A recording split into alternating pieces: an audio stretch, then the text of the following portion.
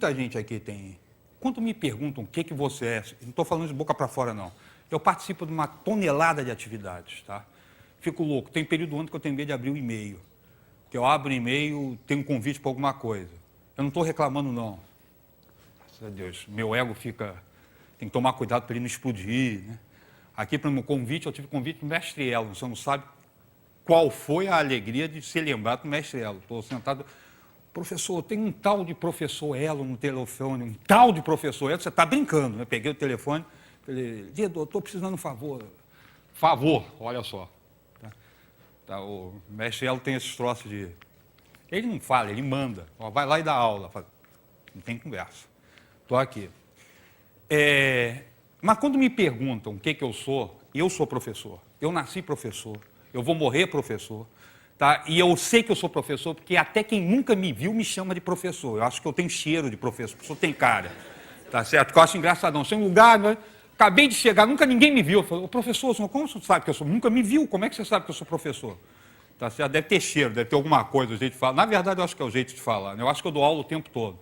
O garçom deve perguntar o que o senhor deseja. Bem, se a gente pegar aí, de onde se conclui que me traz um macarrão com manteiga, deve ter alguma coisa parecida, o jeito de falar. Mas quando me perguntam o que eu sou, eu falo que eu sou professor, tá? E não tem saída. Eu vou conversando aqui com vocês, como normalmente eu faço, os cuidados que eu trabalho quando eu trato numa sala de aula, tá? Meu principal diploma, eu falo isso, meu principal título, eu tenho mais de 50 mil horas de sala de aula.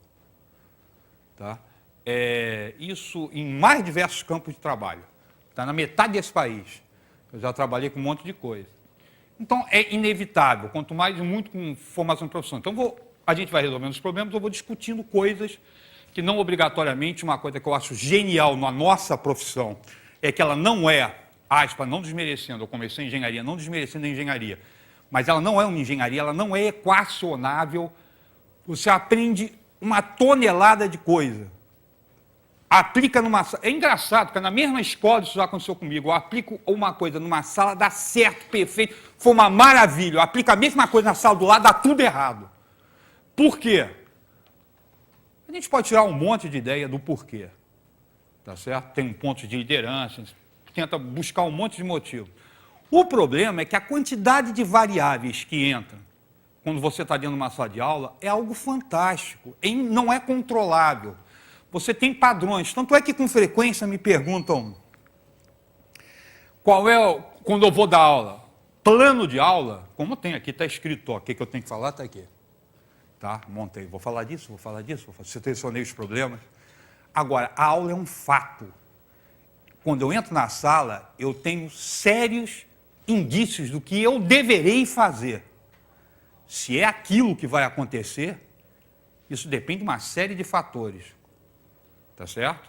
Mas, inevitavelmente, aqui, eu vou ficar conversando com vocês sobre ideias que não necessariamente são verdades absolutas, tá? Mas coisas aconselháveis, tá? Pela experiência minha, somada com a de um monte de mestres, entre os quais os gigantes sagrados que vocês vão ver desfilar aqui na frente de vocês.